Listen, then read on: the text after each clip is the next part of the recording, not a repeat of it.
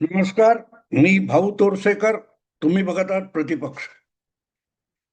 मित्रांनो, आठवड्याभरात वांद्र्याच्या पूर्वेला जी बेकायदा झोपडपट्टी झाली होती आणि 4-4, 5-5 मजली झोपडपट्टी झाली होती,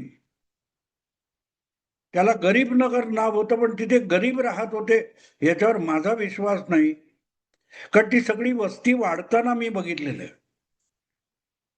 मला आठवतं 1992 साली 6 डिसेंबरला बाबरी मशीद पाडली गेली.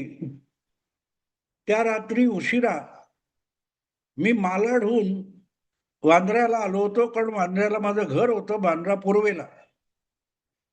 आणि ट्रेनमधून उतरल्यानंतर वांद्रे पूर्वच्या बाजूने मी हायवेकडे येत होतो, तेव्हा हे गरीब नगर नव्हतं, हे पहिलं लक्षात घ्या. आणि मला आठवतं की तिथून पुढे ONGC वगैरेचे जे कार्यालय आहे,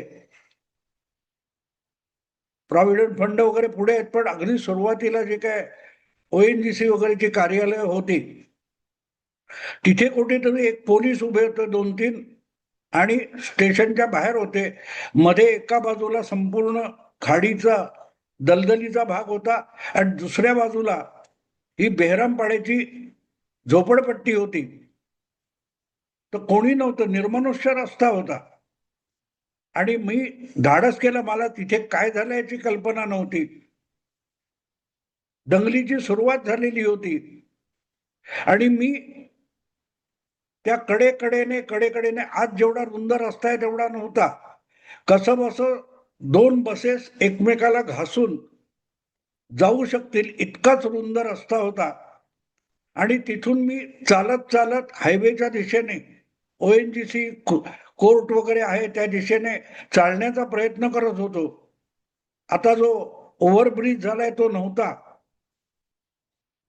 तर तिथून तो ONGCच्या जवळचा शिपाई होता, पोलीस होता, तो ओरडून ओरडून मला इशारे करत होता की तू खाडीच्या कडेच्या बाजूने ये, चालायचं असेल तर झोपडपट्टी जवळ जाऊ नकोस. आणि मी कसा बसा वेगाने पावलं उचलत ONGC पर्यंत पोहोचलो, ज्याच्या समोर एक बैठी अशी वस्ती आहे आणि तिथे गणपतीचं मंदिर होतं, ते तोडलं गेलं होतं. आणि तिथे पोहोचल्यानंतर त्या पोलिसाने अक्षरशः शिव्या घालाव्यात अशा पद्धतीत कशाला झक मारायला यावेळेला आलात असं विचारलं मला. आणि मग त्याने सांगितलं की नशिबाने सुखरूप पोहोचलाय, तसा याच कडेकडेने हायवेला जा आणि कुठे ते तुझ्या घरी जा. कारण इथे झोपडपट्टीत अशा लोकांना ओढून ओढून नेऊन मारलं जाते. हे समोर दिसतंय, त्या गणपतीची मूर्ती या झोपडपट्टीतल्या गुंड मुस्लिमांनी तोडलेली आहे. हा मला प्रसंग आठवतो. गरीब नगरची आठवण सांगताना हे सांगणं अगत्याचं आहे. पुढल्या काळात ते बांद्रे पूर्व टर्मिनस वगैरे काय ते झालं आणि बघता बघता हा सगळा खाडीचा प्रदेश हा झोपडपट्टी करत करत वर वर चढत गेलं. आणि हा सगळा कालखंड लक्षात घ्या. हा उद्धव ठाकरे यांच्या हातात शिवसेना आल्यानंतर मुंबईच्या अनेक मुस्लिम दाट वस्त्या तयार झाल्या. एक प्रकारे उभाठा शिवसेनेच्या कृपेने शिवाजीनगर असेल, गोवंडी असेल, हे सगळे भाग आहेत तुर्भ्याच्या बाजूचे. तिकडे बेकायदा मुस्लिम बांगलादेशी झोपडपट्टी झाली.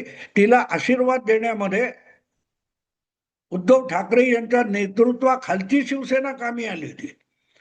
बाळासाहेब ठाकरे हळूहळू मागे होत होते आणि 98-2000 नंतर जी शिवसेना मुंबईवर महापालिकेवर सत्ता गाजवत होती, त्या शिवसेनेच्या आशीर्वादाने यातल्या बऱ्याच झोपडपट्ट्या आणि प्रामुख्याने ज्यांच्यावर मुस्लिम किंवा बांगलादेशी असा आरोप होतो, गरीब नगरची जी वस्ती आहे, या सगळ्याचा आशीर्वाद हा उद्धव ठाकरे यांच्या शिवसेनेचा होता.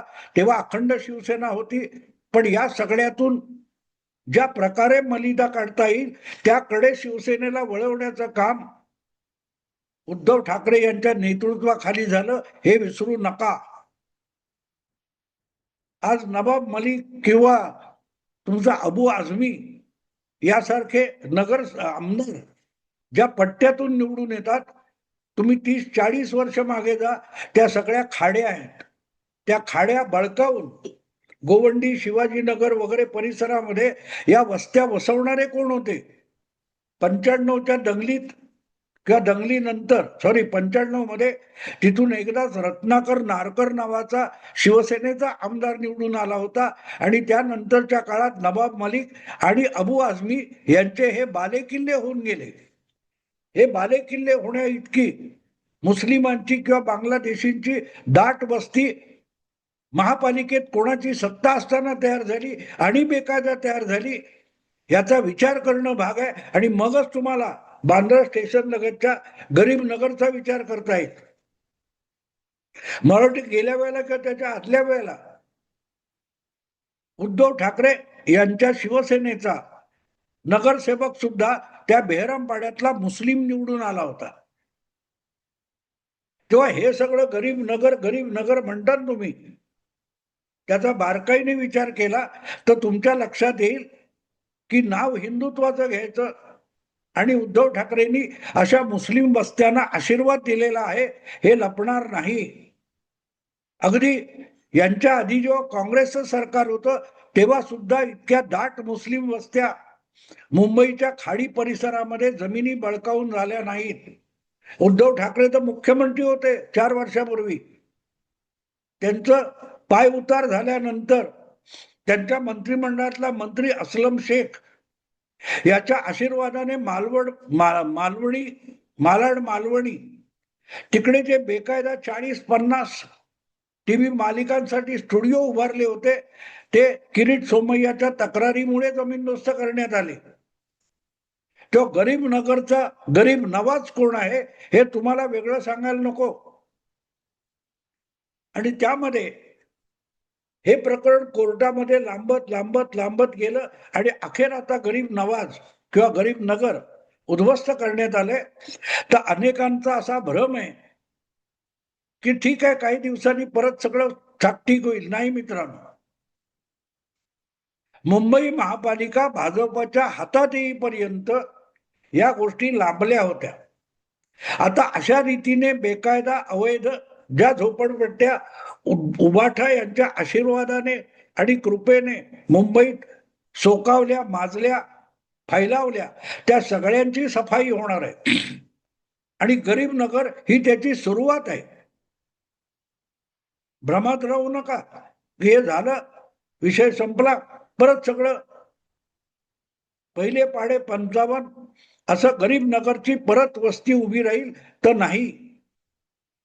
ज्या प्रकारे दिल्लीमध्ये, त्याच्या आधी उत्तर प्रदेशमध्ये आणि आता तुमच्या बंगालमध्ये ज्या प्रकारे बुलडोझरचा सरसकट वापर कोर्टाची पूर्व परवानगी घेऊन केला जातो, तो आता हळूहळू मुंबईत पण होणार आहे. तेव्हा अबू आझमी किंवा तुमचे नवाब मलिक यांचे सुद्धा मतदारसंघ हे त्यांचे बालेकिल्ले राहतील, या भ्रमातून सगळ्यांनी बाहेर पडावं. अमित साटम आणि त्याच्या प्रयत्नामुळे मुंबई महापालिकेतून उद्धव ठाकरे यांची हुकूमत बाजूला झाली आणि मुंबईची जी साफसफाई सुरू झाली आहे त्याचं एक मोठं लक्ष किंवा टार्गेट अशा रीतीने बांगलादेशी, रोहिंग्या आणि बेकायदा बळकावलेल्या जमिनी, खाड्या या सफाई करणं या दृष्टीने हालचाली होणार. तुम्ही बघितलं असेल तर गरीब नगर मध्ये आधी खरोखरच खूप जुन्या झोपड्या तिथे आहेत, काय 30 वर्ष वगैरे वगैरे अशा निवडक 400-500 लोकांची काय 50-100 लोकांची तिथे नंबर टाकण्यात आले. त्यांना धक्का लावण्यात आला नाही आणि ज्यांना धक्का लागला असेल त्यांना पर्यायी जागा दिली जाईल. पण ही देशविघातक अशी प्रवृत्ती ज्या अडगळीमध्ये सोकावलेली आहे ती अडगळ आधी साफ केली पाहिजे. तर त्या अडगळीतून उंदीर, मांजरं यांना आडोसा मिळणार नाही.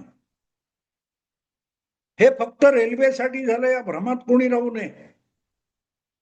आणखीन 3-4 वर्ष महाराष्ट्रामध्ये आणि मुंबईमध्ये अशा प्रकारची सफाई कामं होणार आहेत आणि त्याची सुरुवात गरीब नगर मधून झालेली आहे. पहिल्यांदा खाड्या बळकवायच्या, जमिनी बळकवायच्या, गरीब म्हणून आणून तिथे लोक वसवायचे. नवीन नाही हे, बांगलादेशमधून येणाऱ्यांसाठी बांगलादेशच्या सीमेवर बंगालमध्ये होत राहिलं. आता ते सगळे जीव मुठीत धरून बांगलादेशी बंगालमधून पळायला लागले. हळूहळू करत महाराष्ट्रात, मुंबईत किंवा अशा सगळ्या ठिकाणी अशा प्रकारचे जे बांगलादेशी अवैध अड्डे तयार झालेत आणि देशाविरोधी घातक प्रवृत्तीसाठी जे स्लीपर सेल तिथे पोचले जातात, जगवले जातात, त्यांना उद्ध्वस्त करण्याची मोहीम गरीब नगर पासून झालेली आहे. म्हणून भ्रमात राहू नका की गरीब नगर हा विषय झाला, संपला. नो. मालाड मालवणी पासून, दिंडोशी पासून, काय त्या तुमच्या तुर्भे, शिवाजीनगर, हे सगळ्याची सफाई होणार आहे. आणि त्यासाठी आवश्यक त्या कायदेशीर कारवाया करत कोर्टाकडून परवानग्या मिळवत या सगळ्या झोपडपट्ट्यांची सफाई केली जाणार आहे. याविषयी माझ्या मनात काडी मात्र शंका नाही. आपल्याला मुस्लिम मतं मिळाली, त्यामुळे मुंबईत 3 खासदार निवडून आणता आले आणि अगदी आमदार पण निवडून आणता आले 10, म्हणून उद्धव ठाकरे खुश आहेत. ते विसरलेत की त्यांचा सुद्धा अभिषेक बॅनर्जी आणि ममता बॅनर्जी व्हायला वेळ लागणार नाही. अशा रीतीने महाराष्ट्रात आणि मुंबईत हालचाली सुरू झालेल्या आहेत. डोळसपणे बघा, डोळसपणे बघा. ज्यामुळे खरा भारतीय नागरिकांना कायदेशीररित्या मुंबई किंवा इतरत्र जगणाऱ्यांना ज्या प्रवृत्ती जगणं अशक्य करून सोडतात, रस्ते अडवतात, रस्ते बळकावतात, या सगळ्यांची सफाई येत्या 5 वर्षात मुंबई महापालिका हाती आल्यानंतर आम्ही साटम वगैरे मंडळी करणार आहेत. आपल्याला महापौर करायचंय, आपला महापौर झाला पाहिजे, एवढ्यापुरती भाजपची महत्वाकांक्षा मुंबईकडे नव्हती. भाजप अनेक वर्षापासून मुंबईत आपला महापौर बसवण्याचं स्वप्न बघत होता, वगैरे वगैरे. जे पोपट बोलत होते त्यांना अक्कल नाहीये. त्यांना कळलं पण नाही की मुंबई महापालिका ही भाजपला कशाला पाहिजे होती. जी मुंबई उभाठानी बक्काल करून टाकली, बकाल करून टाकली. बस आम्हाला पैसे द्या, आम्हाला हप्ते द्या, टोलाबाजी. आणि त्यासाठी कुठची मुंबई कशी बळकावा, मैदानं बळकावा, रस्ते बळकावा, बस आम्हाला आमचा हिस्सा द्या. पण त्यातून अख्खी मुंबई, मी म्हणून तो संदर्भ दिला जिथून 1995 मध्ये रत्नाकर नारकर नावाचा शिवसेनेचा आमदार निवडून आला होता. आज तिथे शिवसेनेला नगरसेवक निवडून आणणं सुद्धा मुश्किल आहे. इतका तो अबू आझमीचा अड्डा झाला, किल्ला झाला, गड झाला. तो किल्ला तयार कोणी केला? त्याला बाळसेदार कोणी केलं? सुदृढ कोणी केलं? तर ह्या सगळ्याची सफाई आवश्यक आहे. अर्थात हे सगळं करणं सोपं असतं, बोलणं सोपं असतं, पण कायद्याच्या कचाट्यातून त्यासाठी रस्ता काढणं अवघड असतं.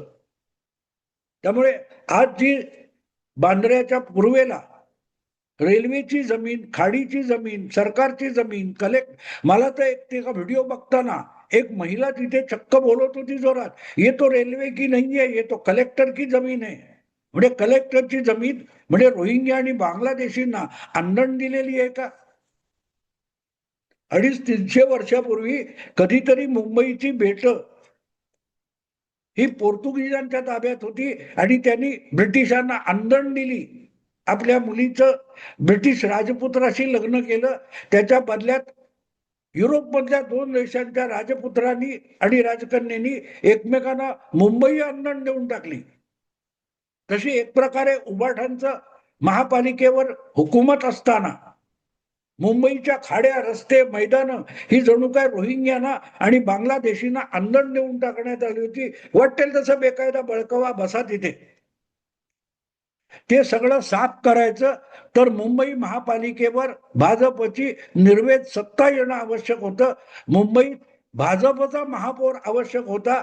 भाजपच्या इच्छेनुसार आणि योजनेनुसार काम करणारा आयुक्त पाहिजे होता. आता ते सगळं झालंय आणि त्याची सुरुवात तुम्हाला दिसेल. कारण ही गोष्ट फक्त बांद्र्याच्या रेल्वे जमिनीपुरती मर्यादित नाहीये. मुंबईच्या वेगवेगळ्या भागामध्ये अशा रीतीने जे बेकायदा अतिक्रमण झालेलं आहे आणि तिथे देशविघातक प्रवृत्तीला खतपाणी घातलं जातंय, खाद्य पुरवलं जातंय, सुविधा पुरवल्या जात आहेत, त्याला छाट लागली पाहिजे. त्यासाठी महापौर भाजपचा हवा होता, पण त्याची चर्चा झाली नाही.